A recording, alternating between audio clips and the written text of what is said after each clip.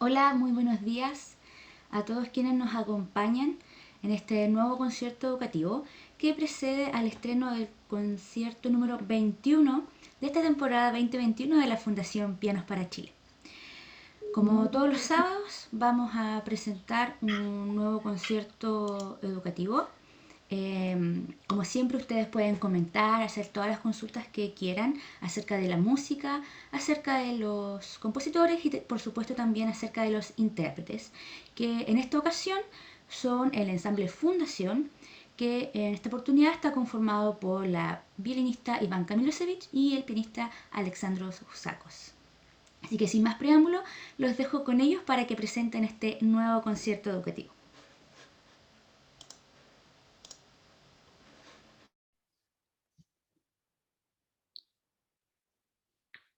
Muy buenas tardes, muchas gracias por acompañarnos. Bueno, estamos en este concierto el día de hoy después de una gira de conciertos que hemos tenido presenciales, así que estamos muy contentos de estar en este momento desde Chillán, transmitiendo para ustedes, eh, después de, claro, de una gira de conciertos por Constitución, San Carlos y Angol. Así que felices de quienes nos acompañan y de poder presentar esta bonita sonata. Bueno, sí, muy buenos días. Estamos muy contentos de estar nuevamente junto a ustedes en el rol de la espera del estreno con este concierto educativo. Y como decía Ivanka, muy contentos de ya estar poco a poco volviendo a la presencialidad y reencontrarnos con el público, cosa que ha sido muy bonita en todos estos conciertos que hemos hecho durante la semana, partiendo en Santiago el día martes y toda la semana, digamos, por acá al sur, y ahora ya vamos en un ratito más, luego de este concierto, de este estreno, de vuelta a Santiago. Eh, Hoy día vamos a hablar de Brahms, de la sonata número 1 para violín y piano, y no sé si les parece que comencemos con la cápsula que preparó Javier Kovacevic sobre Brahms, como para iniciar este concierto.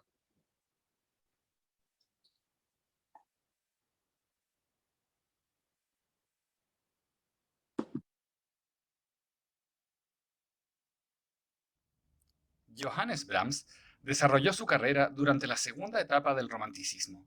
El entorno en que vivió lo convirtió en un testigo privilegiado de las transformaciones que vivió el viejo continente y sobre todo de las batallas que se libraron en el ámbito germánico, vinculadas a la unificación.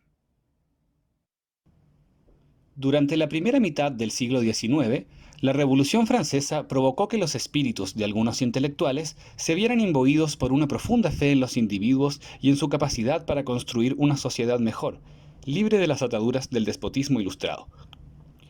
Conforme fue avanzando la centuria, sin embargo, el ánimo decayó, ya que las transformaciones políticas esperadas se tornaron cada vez más lejanas. En su lugar, prevaleció un avance desenfrenado de la industrialización y los conflictos bélicos. Así, prontamente cundió el desencanto, a raíz de lo cual el imaginario se pobló con los temores propios de una época agitada y cambiante. Brahms es con frecuencia equiparado a Bach y Beethoven e integra, junto a ellos, las míticas 3B alemanas. Sin embargo, al estar consciente de esta responsabilidad y convencido de que ya se había alcanzado la cumbre del género sinfónico, tardó más de 20 años en decidirse a publicar su primera sinfonía. De hecho, cuando lo hizo tenía ya más de 40 años. Su temor estaba, en todo caso, bastante justificado, pues no eran pocos los que veían en la novena sinfonía de Beethoven el fin de una era dentro de la historia de la música. La carrera de Brahms ascendió en forma muy abrupta, en gran medida gracias a Robert Schumann, quien le dedicó una reseña positiva en su revista de crítica musical. Con el tiempo, empero, muchos vieron en él un compositor especializado en la música de cámara, género considerado burgués. Por otra parte, nunca mostró interés, por ejemplo, por el poema sinfónico, la música programática o la ópera. En una palabra, no quiso nunca trabajar con formas vinculadas a la literatura o las artes visuales. Por esta razón, su estilo fue blanco de constantes ataques, al ser tenido por reaccionario. Es más, algunas autoridades de la academia, como Wolf, Tchaikovsky, Mahler y Britten, se mostraron reacios a aceptar su clasicismo. Desde otra perspectiva, Brahms fue defendido por el influyente crítico Eduard Hanslick, quien le atribuyó el honor de constituir el último eslabón de la música pura, encarnada en las obras de cámara, los tradicionales Lieder alemanes, las piezas para piano solo y las sinfonías. Más adelante fue también venerado por Reger, Hindemith y Schoenberg. Un rasgo distintivo de Brahms era su perfeccionismo, que lo llevó a destruir muchas de sus creaciones. Además, solía definir las versiones finales de sus obras después de que éstas se hubieran estrenado. Les hacía arreglos, extraía y añadía partes, o bien trasladaba motivos de una pieza a otra. A pesar de ello, obtuvo importantes condecoraciones y pudo vivir una vida cómoda. De hecho, sus últimos años los pasó componiendo, viajando y difundiendo su obra. Por otro lado, era también muy ambivalente, pues vivió una vida marcada por contraposiciones. Deseó casarse y a la vez conservar su soledad. Se esforzó por enriquecerse, pero vivió de modo austero. Se interesó por la historia, mas no tuvo reparos en borrar los registros de su propia creación. Su música refleja también esta tendencia a la ambigüedad, ya que es detallista y formal, pero al mismo tiempo cálida y expresiva. Existe una fotografía donde se puede apreciar a Brahms al interior del estudio que albergó su trabajo durante la última parte de su vida. En ella se advierte una gran cantidad de muebles, un piano Streicher, un busto de Beethoven y 3 cuadros. El más grande es una réplica de la Madonna Sixtina de Rafael y los 2 pequeños representan a Bismarck y Cherubini. De esta forma, la decoración condensa todos los impulsos románticos: el revolucionario, el religioso trascendental, el nacionalista y el histórico. Si bien es el retrato de Cherubini el que podría generar mayor extrañeza, se piensa que Brahms veía en este compositor un carácter de artesano que reconocía en sí mismo. Con todo, él se asumió inmerso en la historia de la música y poseedor de una responsabilidad y un deber sobre ella.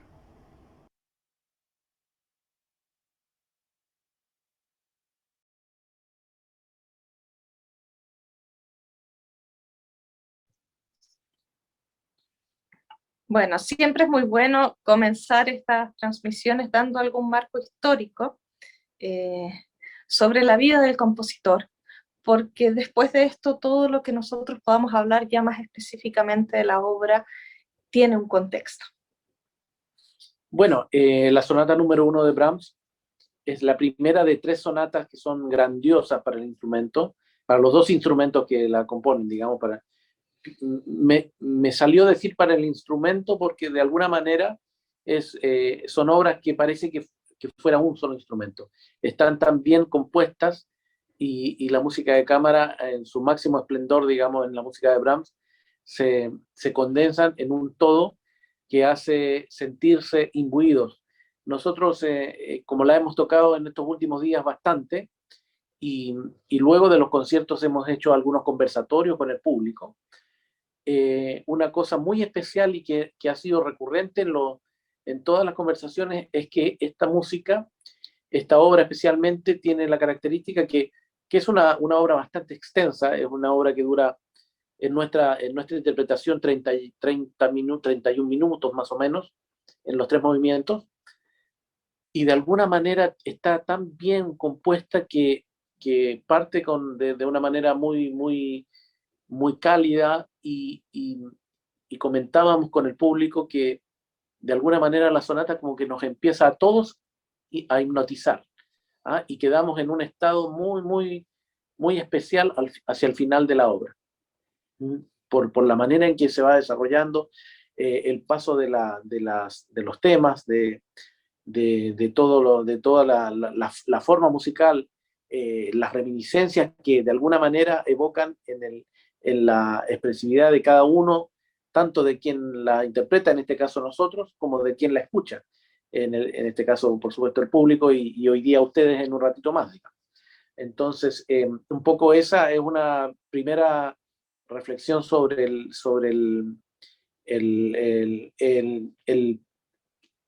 approach que tenemos con la sonata. Claro, la verdad, si ustedes pueden después tener la oportunidad de escuchar más obras de música de cámara de Brahms, es algo que se recomienda. Para piano y violín tiene estas 3 sonatas, también tiene sonatas para viola y piano, ¿cierto? Que también se toca en versión de clarinete y piano. Claro, que también son originales de Brahms, claro, ambas versiones. Ambas versiones, para las dos opciones de instrumentos. También están los tríos para violín, cello y piano, también hay uno para clarinete, cello y piano. Bueno, en general la música de cámara de Brahms podríamos decir que tiene una riqueza tan grande como sus sinfonías. Es realmente magistral como este compositor se movía de un género a otro, de la música sinfónica a la música de cámara, llevando la máxima expresividad de su lenguaje en todo su esplendor. Realmente Brahms es uno de los compositores que es inconfundible cuando uno escucha su música. De una calidez, de una expresividad en su máximo esplendor, si se quiere.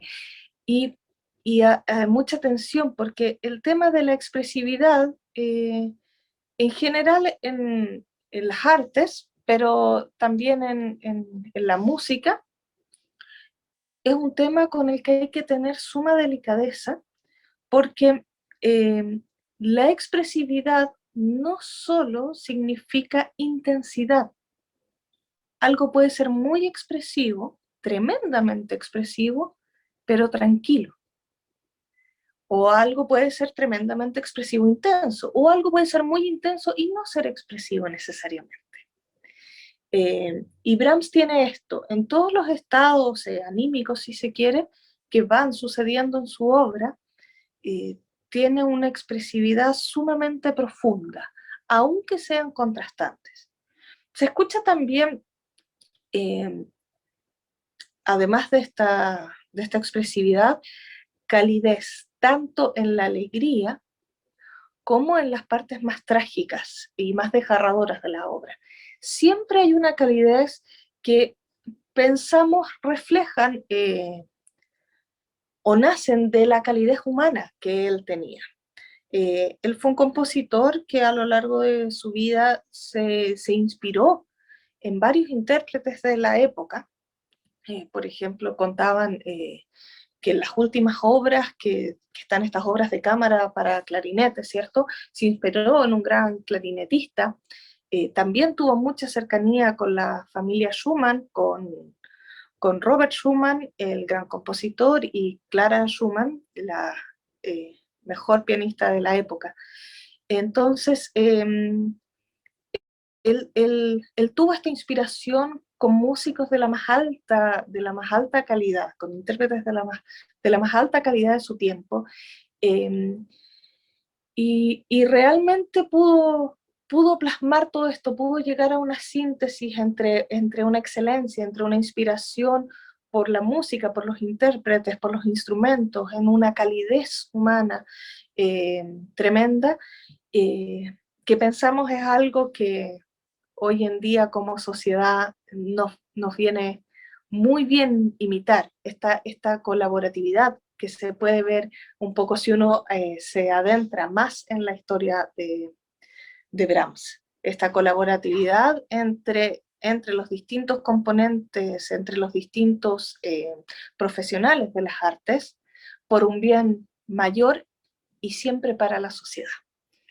Interesante también eso que nombraba Javier en la cápsula, que Brahms logró mucha notoriedad cuando Robert Schumann escribió una crítica notable sobre él en esa revista musical tan importante que tenía, que circulaba, digamos, en la época, y que la hacía Robert Schumann.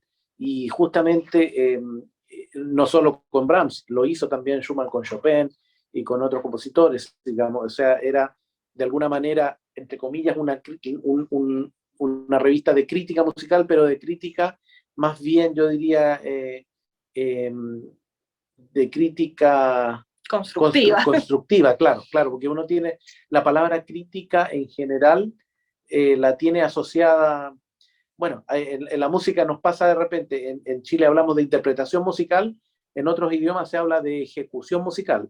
Sin embargo, para nosotros la palabra ejecución tiene una segunda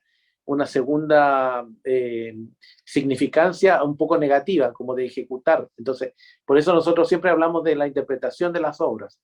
¿Mm? Y en este caso la crítica también, digamos. La crítica uno tiene una cierta sensación de que te van a criticar, y no necesariamente ese es el significado intrínseco de la palabra, sino que la crítica significa una reflexión, un comentario sobre algo, sobre alguna obra de arte, digamos. Y de hecho, el concepto que hablamos en español de la crítica constructiva no debería existir, porque la crítica no necesariamente tendría que ser destructiva, digamos, como la crítica propiamente tal, ¿no? Bueno, entonces vamos a empezar a hablar un poco de la sonata específicamente, pero insistir en que la obra de Brahms, este gran compositor, trascendió la historia. Donde sea que se toque la obra que sea de Brahms, tiene una recepción sumamente positiva, y eso es por algo, eso no es gratuito, eso es porque realmente es una obra de tal nivel que no solo se merece ser tan tocada como es, sino sería muy bueno que fuese tocada mucho más y en muchos más lugares. Bien, entonces esta sonata tiene 3 movimientos. El primer movimiento tiene un tempo vivace, que es un tempo vivo, una pulsación viva, pero dice al lado, bueno, para que ustedes sepan, vivace es de las pulsaciones que dan el tiempo de la música de las más veloces que hay. Entonces dice este vivace, pero al lado dice ma non troppo, o sea, vivo, pero Sí, no tanto. Uh-huh. Y eso da la posibilidad de tener esta riqueza en la música, en la expresividad, desde el comienzo, desde la primera indicación de tempo que da Brahms, porque da la posibilidad de llegar a partes que no se van a detener, que son sumamente vivas, y otras muchísimo más tranquilas. Y una cosa interesante también, en el primer compás que parte piano, o sea, suave, dice mezza voce, o sea, a media voz, y dolce, y dulce. Sí. Uh-huh. Tiene muchas palabras esta partitura que reflejan esta calidez humana de Brahms en su composición, y él las exige, no las deja ahí ambiguamente que el intérprete lo lea o no, él lo pone. Otro de los momentos en que se empieza a engrosar la escritura, teniendo cada vez duraciones rítmicas más cortas, lo cual significa tocar notas más veloces, más ágilmente, él pone siempre piano y tranquilo. O sea que no se genera una ansiedad porque hay notas mucho más veloces. Luego, otro de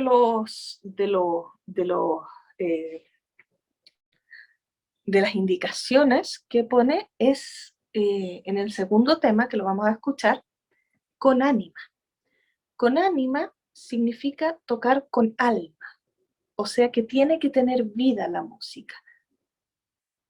Es una de las indicaciones que hace que todos los músicos toquemos lo más bellísimo posible.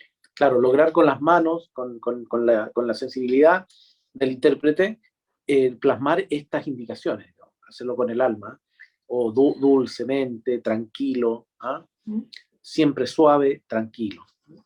Luego, por ejemplo, otras indicaciones que se ven mucho es sostenuto, o sea, sostener el tiempo. Y ahí, por ejemplo, ustedes van a poder ver, no todos estos pedazos los vamos a mostrar ahora en el concierto educativo, porque queremos que, por supuesto, escuchen la transmisión de la obra completa, pero ustedes van a ver cómo a veces el tiempo se sostiene y queda casi estático, y es sumamente expresivo también. O sea, no son, a veces cosas que uno a simple vista podría pensar que son contrarias, no lo son. Y bueno, sostenuto, más sostenuto, più sostenuto, dolcemente, tranquilo, con ánima, Todas esas son indicaciones que están en este primer movimiento. Es un movimiento sumamente cálido, es un movimiento que tiene forma sonata, esta gran estructura, que tiene dos temas principales en la exposición, en la primera parte, luego un desarrollo y luego una reexposición de estos temas en otra tonalidad para terminar en la tonalidad principal. Y termina este movimiento vivace con bastante Energía. Sí, Sí. con bastante energía, con bastante intensidad y aún así siempre cálidamente. Escuchemos, ¿o no? Escuchemos el primer fragmento que va a ser digamos, el primer tema, donde Claro. está esa indicación a media voz, dulce, piano.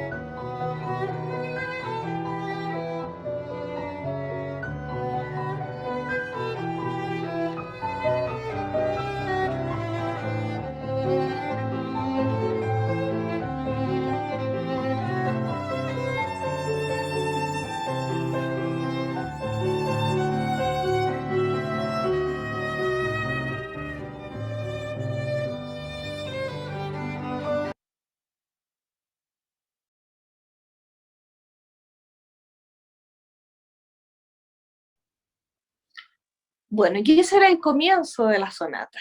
Si ustedes pudieron poner hasta atención, parte con una tranquilidad tremenda y sin que sea en ningún momento un cambio brusco, pasa a esta fluidez y a esta intensidad desbordante de la música, pero tiene esa indicación, ¿cierto?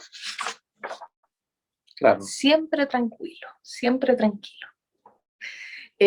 Realmente es una sonata que a nosotros nos fascina y bueno, es la primera obra que tocamos juntos como dúo, así que es una obra que nos ha acompañado siempre y esperamos seguir tocando.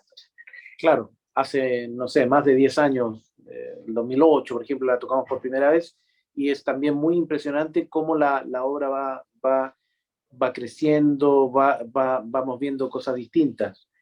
Estos días también la hemos tocado varias veces en esta gira de conciertos y vamos encontrando nuevas cosas. Ahora yo escuchaba este fragmento y veo nuevas ideas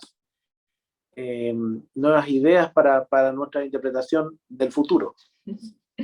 Bueno, a continuación vamos a escuchar el segundo motivo musical, el segundo tema. Hago esa explicación de motivo porque a veces en la música popular se ocupa la palabra tema de manera distinta que en la música docta o tradición escrita. Los temas en la música docta son dentro de la misma obra, son distintos momentos musicales muy distintos entre sí. Y que se suceden unos a otros. En cambio, la música popular, un segundo tema, es otra música, otra obra totalmente, ¿no? Bueno, entonces este segundo tema o motivo es el que dice con ánima, con alma, y es el otro fragmento que escucharemos de este precioso primer movimiento.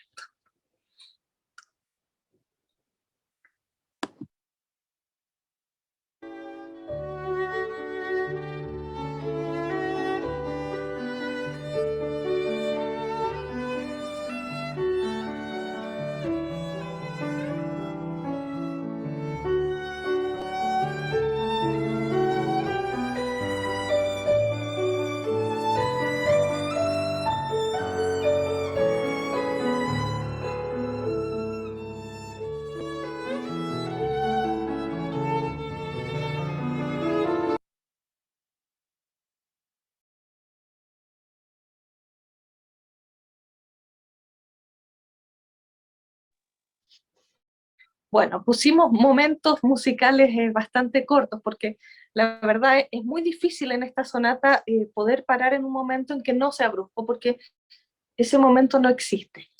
El movimiento transcurre, transcurre y no se detiene. Y la cosa también que nos importa es que este concepto educativo, que tiene una duración de 1 hora, la experiencia nos dice que cuando vamos a empezar nos relajamos demasiado y después tenemos que correr al estreno y no alcanzamos a desarrollar las ideas con tranquilidad. ¿Mm? Así es que yo creo que queda bastante claro el espíritu de este primer movimiento. Y podríamos pasar al segundo. Claro, recordarles solamente que es un movimiento largo, dura más o menos 10 minutos y tiene esta estructura grande, pero ustedes si escuchan después el estreno a las 12, donde está completa la obra, van a poder reconocer estos momentos y van a saber cuáles eran las indicaciones que Brahms puso, por lo tanto su audición posterior van a poder apreciar mucho más la música con estos conocimientos. Y una cosa también importante en cuanto a la forma. Primer tema, lo primero que escuchamos. Segundo tema, este con ánima, con alma, que acabamos de escuchar. Después viene el desarrollo, donde aparecen estas cosas, estos temas que ya hablamos, de manera desarrollada, digamos, por el compositor. Y luego viene la reexposición, que nuevamente llega digamos, a la tonalidad original en el primer tema, y en una tonalidad distinta el segundo tema, para luego terminar. Entonces, las formas son 3 partes, ¿no? Exposición, desarrollo, reexposición, para que cuando ustedes lo escuchen puedan reconocer, aquí está desarrollado, se parece pero es distinto. Aquí volvió a lo que era del principio. Entonces se escucha mucho más lindo de esa manera. Y el movimiento, efectivamente, este primer movimiento dura, yo diría, unos 12 minutos. Pasados los 10. Pasados los 10, digamos. Bien. Vamos a ir entonces al segundo movimiento, el movimiento central. Este movimiento es un adagio. Adagio es un tempo, una pulsación o una velocidad, si se quiere, la que uno toca, sumamente tranquila y llevadera, no es agitada en modo alguno. Y este adagio dice... un poco fuerte, ni siquiera fuerte, y expresivo. Sí, da la indicación de expresivo inmediatamente. Y acá ustedes van a poder ver ya en su máxima expresión esto de que la expresividad de Brahms se da en todos los caracteres, no solo en un carácter intenso. Entonces tenemos este adagio poco expresivo, que es de una dulzura infinita. Poco fuerte, expresivo. Poco fuerte, perdón, no poco adagio. Adagio, poco fuerte, expresivo, que es de una dulzura infinita. Es realmente, yo creo, una de las músicas más dulces que uno ha escuchado y ha tocado. Es casi como que fuera un consuelo este movimiento. Es realmente de una ternura, de una dulzura ya, pero de una humanidad tremenda. Escuchemos esto y después hablamos de lo segundo que viene. Vamos a escuchar entonces el primer momento porque es muy cambiante este movimiento, entonces para que aprecien estas características.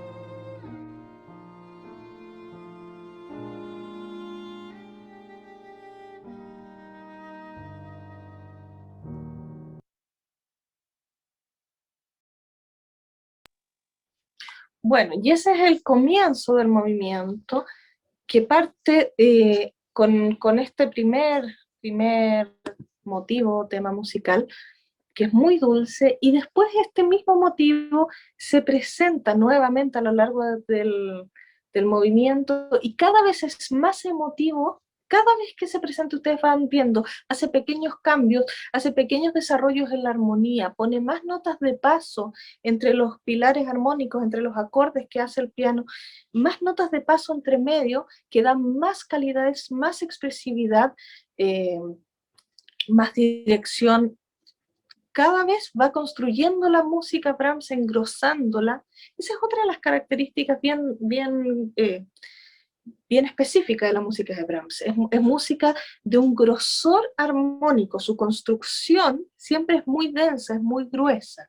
No es minimalista, si se quiere. Yo quisiera decir una cosa también, que tú comentaste sobre este movimiento, que este tema que se expone, que acabamos de escuchar, da una sensación como que fuera un consuelo. ¿Mm? Y de alguna manera lo es, porque lo que viene y que vamos a mostrar en este pequeño fragmento que sigue, es una especie de marcha fúnebre. ¿Mm? Es una especie de marcha fúnebre, como ustedes saben, que tiene ese ritmo como de procesión. Pam, pam, pam, de saltillo, pero de procesión, que es caminante, pero lento, fúnebre, triste. Y este tema, que lo vamos a, que lo acabamos de escuchar, digamos, y que va a estar presente en la sonata, increíblemente, no increíblemente, sino que obviamente Brahms lo pensó así, aparece al final de la sonata, en el tercer movimiento. En el tercer movimiento, en el final, hacia el final, aparece nuevamente, se nos aparece este consuelo, digamos, esta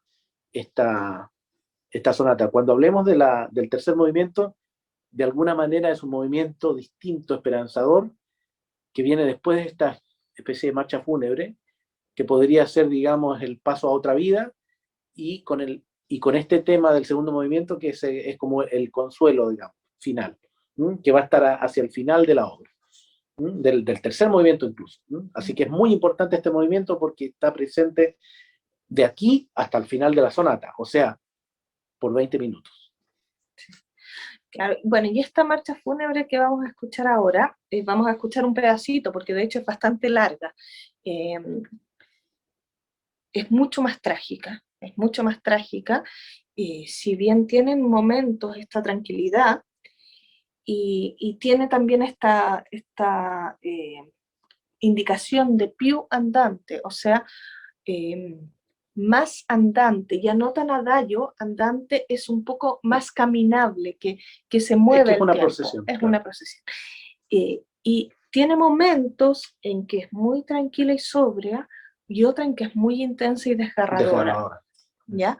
Entonces, vamos a escuchar uno de estos momentos, no se puede todo, si no escucharíamos el movimiento completo, pero pongan mucha atención a esta característica para que después cuando escuchen la transmisión puedan reconocerla.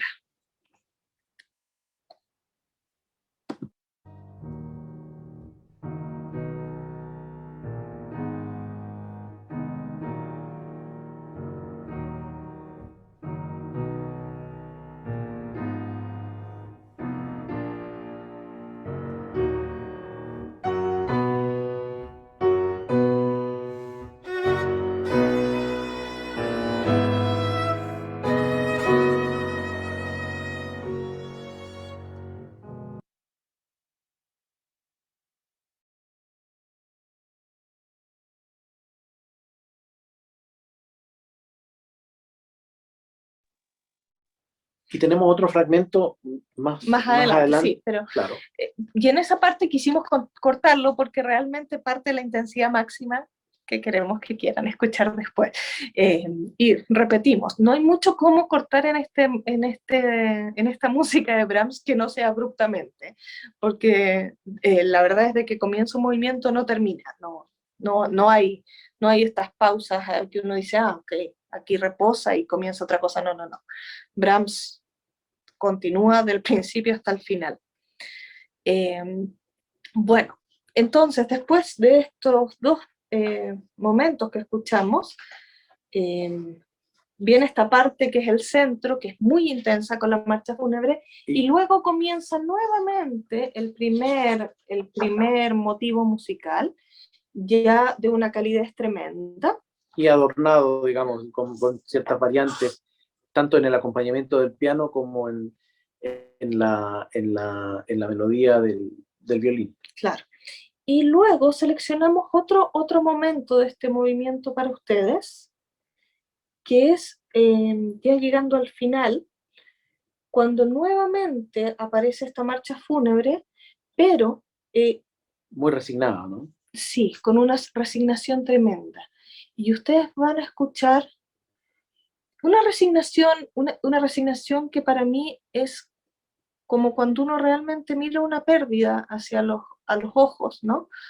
Uno lo asume, está resignado e intenta reconciliarse con la realidad, intenta reconciliarse con esta realidad, intenta recordar los momentos hermosos, no perderlos y no caer en una tragedia de vida, ¿no? El poder asumir esas pérdidas tremendas que todos hemos tenido y tendremos en la vida, el poder asumirlas, pero el poder mantener la dulzura por la vida, a pesar de todo aquello.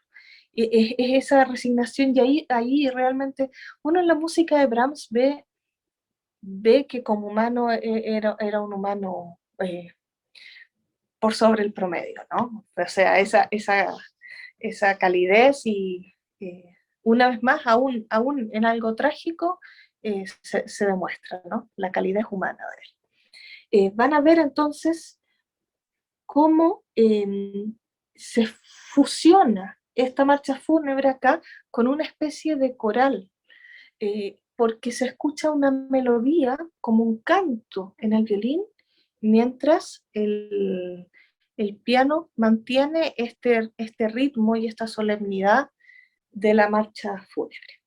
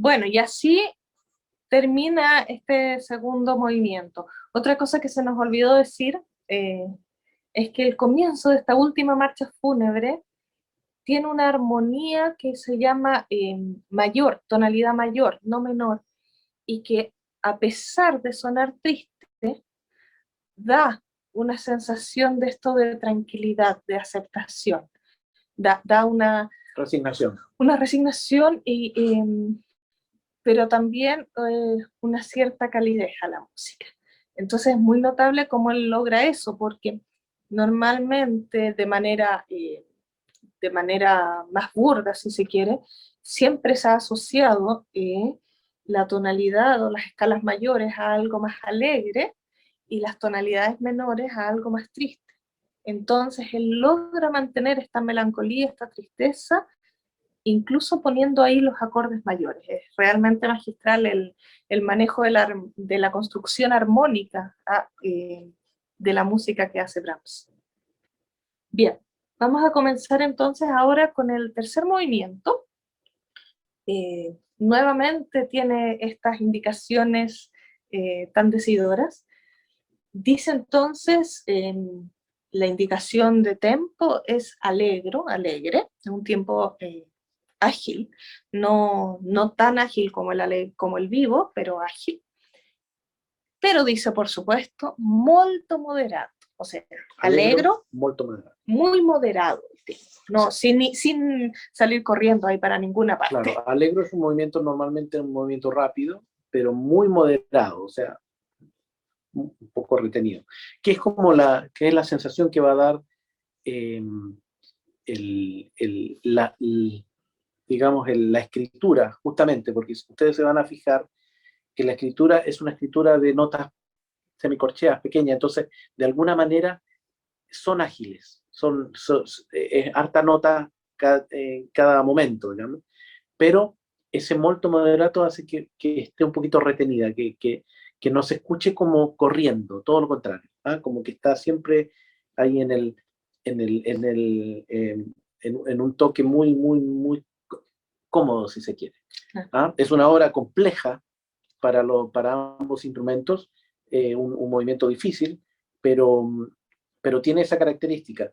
Y justamente es una característica que uno ve normalmente en los compositores cuando hacen una marcha fúnebre, digamos, que el movimiento que sigue a la marcha fúnebre es un movimiento esperanzador. Es como, para las personas que son más religiosas, pueden pensar en la nueva vida, en la resurrección, o en una vida mejor, etc. Y aquí este movimiento también tiene una característica que se le llama como las gotas de rocío, digo, una lluvia pequeña, digamos, fina. ¿Mm? Entonces es como conocí este movimiento como el de la lluvia, pero una lluvia así tenue. Es sumamente desafiante porque es alegro, pero es moderado. Tiene notas ágiles, pero no puede ser ansioso porque pide al compositor que sea muy moderado, molto moderato. Es dolce. Y tocar algo ágil, pero no ansioso, es sumamente difícil. Y tiene ciertos ritmos bastante precisos, que no son muy amalgamables entre sí. Por ejemplo, el violín tiene un ritmo que aparece bastante tan, ta, tan, tan, ta, tan. Entonces, hacer ese ritmo dulce y no ansioso, moderado, pero que esto fluya y que se compenetren los dos instrumentos entre sí, es algo que es un gran desafío. Así que a todas aquellas generaciones nuevas de violinistas que quieran estudiar esta sonata, les recomiendo prestar mucha atención, porque sería muy fácil que este movimiento se transformara en una marcha muy burda, tan, ta, tan, tan, tan, tan, tan, tan, tan, y así no es para nada la música. Esto es de una fluidez y de una magia tremenda, pero eso, aunque las notas se ven que no fueran tan difíciles, es sumamente desafiante. Y una cosa importante también, que ese motivo del saltillo está presente en los tres movimientos. Es el motivo de entrada de la sonata, etcétera, el motivo de la marcha fúnebre del segundo movimiento, y nuevamente el motivo final del tercer movimiento, que también tiene la característica que ese motivo, ese tema del segundo movimiento tan resignado, digamos, va a aparecer hacia el final de la sonata como una reminiscencia lejana, y la sonata va a terminar de una manera muy, muy, muy, muy expresiva y muy tranquila. Bueno, entonces, en cuanto a forma, este movimiento es un rondó, tiene este motivo principal que sucede varias veces a lo largo del movimiento y otros momentos musicales totalmente distintos. Vamos a escuchar entonces el primer motivo del tercer movimiento, allegro molto moderato piano y dolce.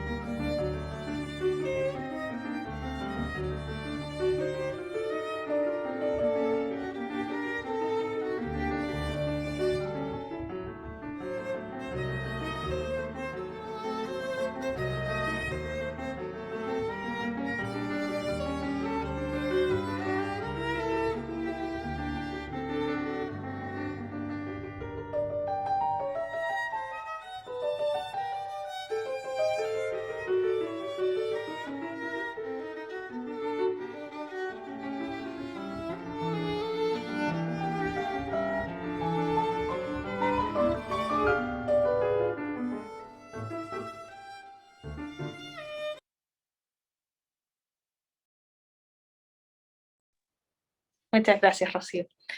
Entonces ahí ustedes pudieron apreciar toda esta magia del tercer movimiento que les tratábamos de explicar verbalmente y que por supuesto, bueno, esto es algo que comentábamos en el concierto de San Carlos con uno de los asistentes que era del mundo del teatro el jueves, ¿verdad? Sí. Y claro, y sucede que uno trata de explicar con palabras mucho más concretamente algo que en el lenguaje musical puede que no sea tan concreto, pero que sí comunica más directamente. Y claro, todo lo que tratamos de explicar finalmente cuando se escucha se entiende mejor. El último, sí, uno más, sí. Tenemos también para mostrarles a ustedes el final de este movimiento. Que es donde aparece nuevamente el tema Claro, comienza con el final de esto que acabamos de escuchar, pero dice più moderato, o sea, más moderado aún en el tiempo, y fíjense, la expresividad tremenda. Dolcissimo. O sea... Dolcísimo. ¿Dolcísimo? Sí. Ah, le agregué. Me puse chilena. Entonces, muchísimo más dulce aún. Dulcísimo. Dulcísimo, claro. Dulcito. Bueno. Y este movimiento y esta sonata terminan delicadamente. Parten y terminan. Sí, claro. pero terminan, porque normalmente las obras grandes, las sinfonías, los conciertos para instrumentos solistas y orquesta, y las sonatas o los tríos que tienen esta misma estructura grande de 3, 4 movimientos, obras que duran de 25 minutos para arriba, ¿no? Normalmente el final es un final determinado, ¿no? Que todo el mundo, nadie duda que es un final, y están los clásicos enlaces armónicos, ¿no? De tónica, dominante, subdominante, dominante, tónica, tan, tan, pam, y todo el mundo sabe que terminó. Bueno, eso acá no sucede, porque Brahms, una vez más, nos da cátedra de sensibilidad, y termina la música como que se fumara, como que se deshaciera, como si uno tratara de sostener la lluvia entre los dedos y el agua corre, ¿no? El agua realmente no se puede detener, ni en el arroyo, ni en el mar, ni en la lluvia delicada, y en la música de Brahms tampoco. Entonces comienza con este último momento del rondo que acabamos de escuchar, pero più moderato y muy, muy dulce. Luego, nuevamente presenta pedazos de los motivos más expresivos. Pero acompañando la reminiscencia del segundo movimiento. Y de hecho pide en la partitura tocar muy legato, muy unido, muy ligado, pianísimo, expresivo, nuevamente expresivo, cada 2 compases. Es como que si uno fuera manejando, conduciendo y te pusieran a cada rato las señales expresivo, expresivo, expresivo, ¿ya? Y bueno, y finalmente hace un diminuendo desde el forte. En pocos momentos, en los últimos 4 compases, pasa de forte, expresivo, diminuendo, piano, y se deshace la música, se deshace en el momento, se deshace en el tiempo la música, el sonido. Es realmente magistral, y con esta combinación, ¿no?, de esta armonía muy profunda, de estas notas del piano que se suceden sin detenerse, y estas melodías realmente maravillosamente construidas para nosotros. Bien, entonces escuchamos el último fragmento. El último fragmento de Brahms, por favor.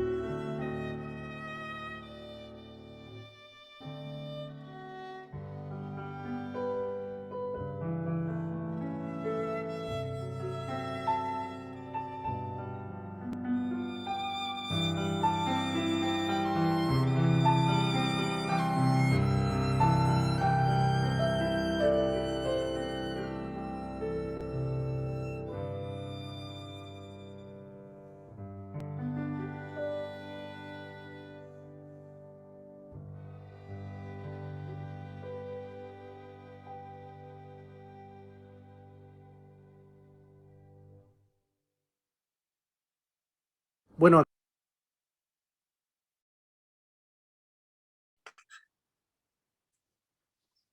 muchas gracias, Rocío.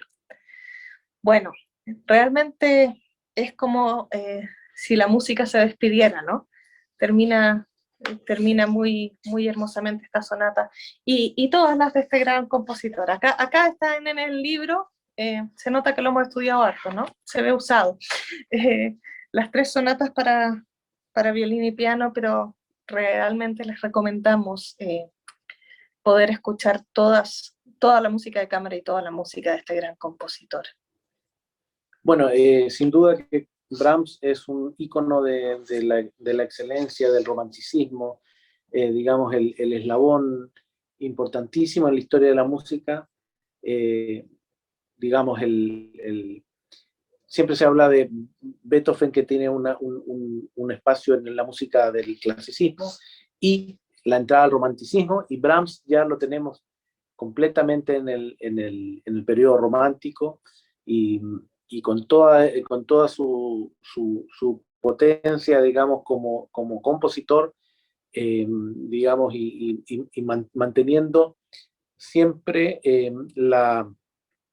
esta excelencia en cuanto a lo formal, en cuanto a lo expresivo, que nos hace, digamos, sentir, digamos, que es un compositor imperdible. Yo me imagino que todos ustedes lo conocen, y los que no lo conozcan, les invitamos a que lo conozcan con mucha, con una apertura muy grande para poder lograr sentir, digamos, hasta el fondo todo el contenido, porque en los compositores en general de la música clásica el contenido es muy grande, ¿no? No son solo notas, no son solo, digamos, escrituras de partituras, digamos, digamos, para tocarlas. Para pasar un rato. Claro, y una cosa que es importante y que no nos cansaremos de comentarles a ustedes, y normalmente en los conciertos lo decimos, que existe un concepto en que las artes y la música son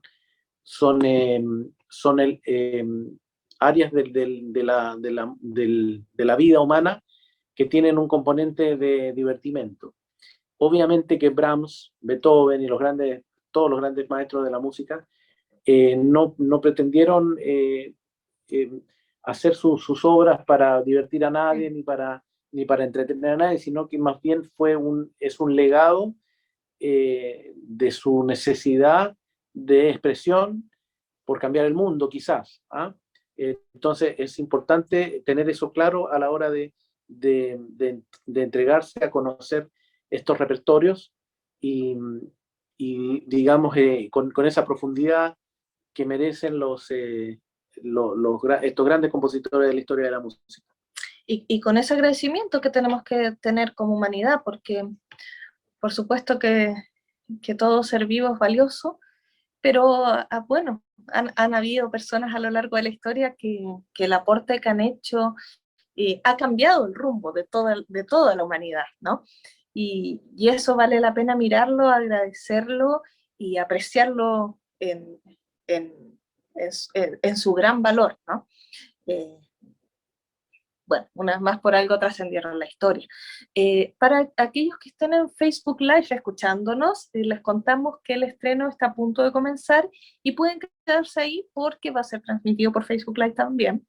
Y para aquellos que nos acompañan muy amablemente por Zoom, Rocío les acaba de compartir el enlace por el chat del estreno que sucederá en YouTube en breves instantes.